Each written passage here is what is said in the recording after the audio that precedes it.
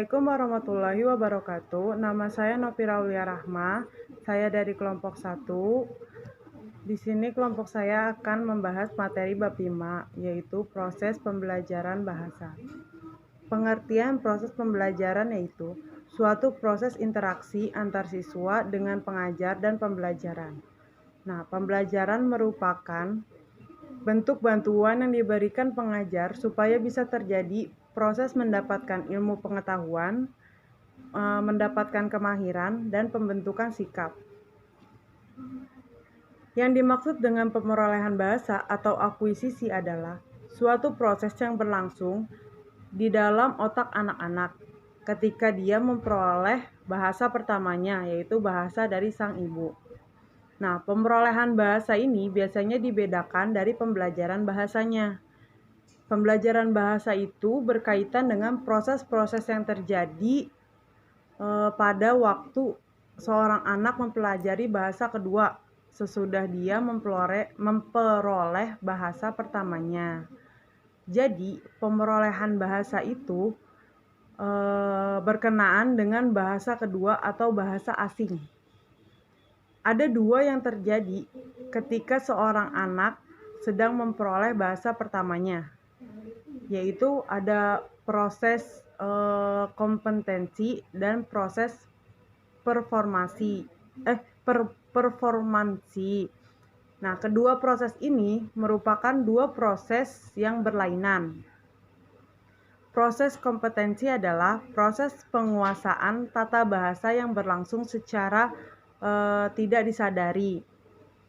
Nah, proses kompetensi ini menjadi syarat untuk terjadinya proses performansi yang terdiri atas dua proses, yaitu proses pemahaman dan proses penerbitan atau proses menghasilkan kalimat-kalimat.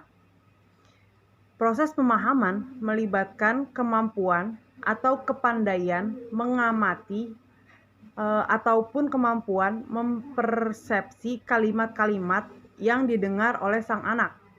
Nah, sedangkan proses penerbitan melibatkan kemampuan yang mengeluarkan atau menerbitkan kalimat-kalimat tersendiri.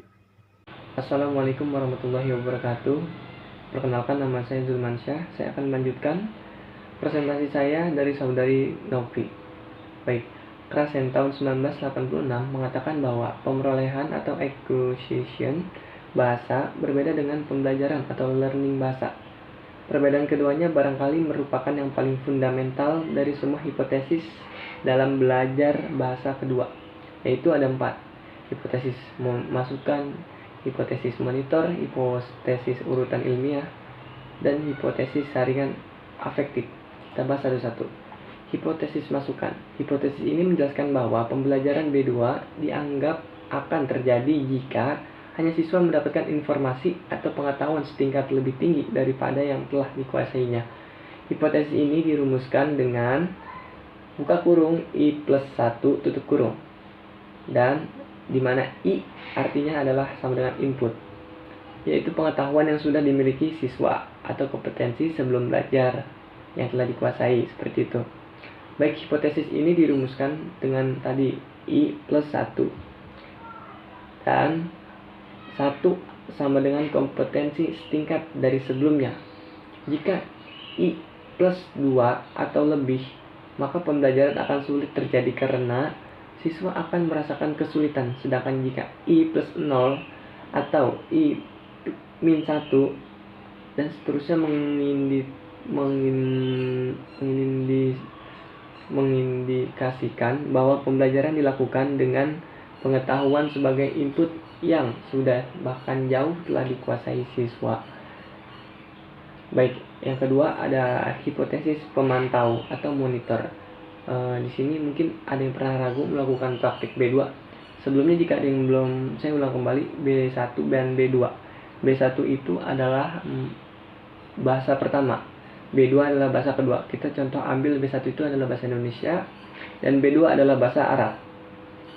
Keraguan ini, jika ada yang pernah ragu, keraguan ini itu disinyalir sebagai akibat kelebihan monitor dalam proses internal bahasa.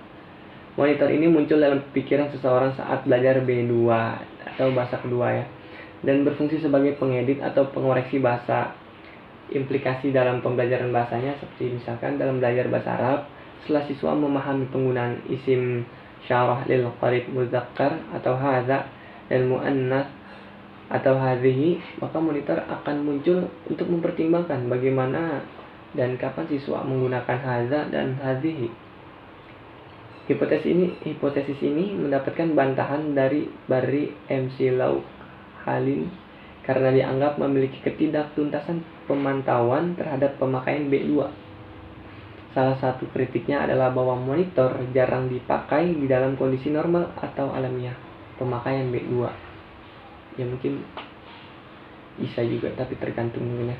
Baik, yang ketiga adalah hipotesis urutan alamiah, atau natural order. Hipotesis ini menyatakan bahwa unsur-unsur bahasa dan kaidah bahasa diperoleh dalam urutan yang dapat diprediksi. Menurut Krasen, selanjutnya Krasen menegaskan bahwa tidak setiap pemerolehan sekaligus akan memperoleh struktur alat bahasa dalam urutan yang persis sama. Krasen dalam hipotesis ini menyadari adanya struktur yang lebih cepat diperoleh dan lainnya lebih lambat. Jadi di hipotesis urutan alamiah ini, saya ulangi, Krasen ini menyadari adanya struktur yang lebih cepat diperoleh dan lainnya lebih lambat, seperti itu. Implementasi dalam pembelajaran bahasanya gimana? Misalkan anak akan lebih dahulu memperoleh vokal-vokal A sebelum I dan U. Konsonan depan terlebih dahulu dikuasai oleh anak daripada konsonan belakang A, I, U, E, O, seperti itu. Jadi A dulu baru I dan selanjutnya. Dan di hipotesis urutan alamiah ini, anak-anak penutur bahasa Indonesia lebih awal menguasai kata-kata vokalis seperti mama, papa, nenek, ada, apa, dan sebagainya. Cenderung lebih awal diperoleh kata-kata seperti yang tadi barusan dibandingkan atau daripada kata-kata ambil untuk tidak simpan dan semacamnya lah. Urutan alamiah ini tidak sengaja terjadi pada masa kanak-kanak, tetapi juga pada masa dewasa, seperti itu. Memang sudah ada urutan alamiahnya menurut Krasen. Baik, selanjutnya adalah hipotesis filter afektif atau affective filter. Hipotesis ini menyatakan bahwa sebuah filter yang bersifat afektif dapat menahan sehingga seseorang tidak tahu atau berhasil dalam usahanya dalam memperoleh bahasa kedua. Filter ini dapat berupa kepercayaan diri yang kurang, situasi yang menegangkan, dan sebagainya, yang dapat mengurangi kesempatan bagi masukan atau input untuk masuk ke dalam sistem bahasa yang dimiliki seseorang. Filter afektif ini lazim juga disebut mental block. Implikasi dalam pembelajaran bahasanya seperti seseorang yang kurang percaya diri dalam belajar bahasa akan jauh lebih sulit dalam menguasai suatu bahasa dibandingkan seseorang yang memiliki kepercayaan diri yang tinggi. Jadi dalam hipotesis filter afektif ini, seseorang itu harus mempunyai percayaan diri agar lebih mudah memahami bahasa selanjutnya. Baik, presentasi saya akan dilanjutkan oleh saudari Cantika. Terima kasih. Assalamualaikum warahmatullahi wabarakatuh. Assalamualaikum warahmatullahi wabarakatuh. Nama saya Cantika. Saya ingin menjelaskan tentang pandangan perkembangan bahasa pada anak. Yang pertama itu teori menurut Chomsky. Menurutnya, bahasa itu dapat dikuasai oleh manusia. Binatang tidak dapat mungkin menguasai bahasa manusia. Jadi pendapatnya ini didasarkan pada beberapa asumsi. Yang pertama, perilaku berbahasa adalah sesuatu yang diturunkan. Setiap bahasa memiliki pola perkembangan yang sama, dan lingkungan memiliki peran kecil dalam proses pematangan bahasa. Yang kedua, bahasa dapat dikuasai dalam waktu yang relatif singkat. Ketiga, lingkungan bahasa anak tidak dapat menyediakan data yang cukup bagi penguasaan tata bahasa yang rumit dari orang dewasa. Menurutnya, bahasa adalah sesuatu yang kompleks dan rumit sehingga mustahil dapat dikuasai dalam waktu yang singkat melalui peniruan. Selanjutnya, menurut behaviorisme, perilaku kebahasaan yang dapat diamati secara disuapi, dapat diamati langsung dan hubungan antara rangsangan dan reaksi. Perilaku bahasa yang efektif adalah membuat reaksi yang tepat terhadap rangsangan. Reaksi ini akan menjadi suatu kebiasaan jika reaksi tersebut dibenarkan. Jadi sebagai contohnya itu, seorang anak mengucapkan bilang kali. Untuk barangkali, pasti anak akan dikritik oleh ibunya atau siapa saja yang mendengar kata tersebut. Apabila suatu ketika si anak mengucapkan barangkali dengan tepat, dia tidak akan mendapat kritikan karena pengucapannya sudah benar.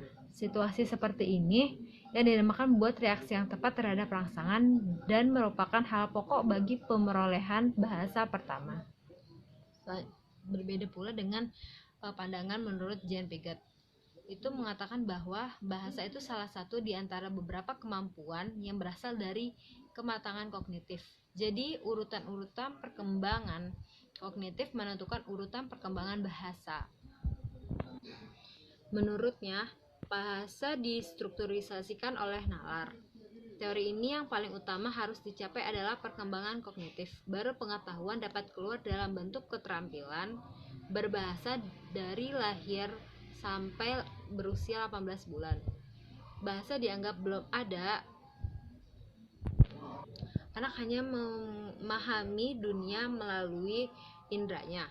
Anak hanya dapat mengenal benda yang dilihat secara langsung. Pada akhir usia 1 tahun, sudah dapat mengerti bahwa benda memiliki sifat permanen, sehingga anak mulai menggunakan simbol untuk mempresentasikan benda yang tidak hadir di hadapannya. Simbol ini kemudian berkembang menjadi kata-kata awal yang diucapkan sang anak. Yang selanjutnya, pemerolehan bahasa kedua secara alamiah atau spontan adalah pemerolehan bahasa kedua yang terjadi dalam komunikasi sehari-hari, bebas dari pengajaran atau pimpinan guru. Setiap individu memperoleh bahasa kedua dengan caranya sendiri. Interaksi menuntut komunikasi bahasa dan mendorong pemerolehan bahasa. Dua ciri penting dari pemerolehan bahasa kedua secara alamiah ialah terjadi dalam komunikasi sehari-hari dan bebas dari pimpinan sistematis yang disengaja. Misalnya ketika sang anak sedang berbicara dengan ibunya atau temannya yang memang pada awalnya itu dia belum bisa berbicara, tetapi dia sudah bisa menggunakan bahasa seperti mah. Contoh kata mah artinya dia ingin meminta susu atau bertanya kepada mama di mana atau papa di mana, dan mamam itu artinya dia meminta makan. Itu contoh kata atau contoh perilaku pemerolehan bahasa secara spontan.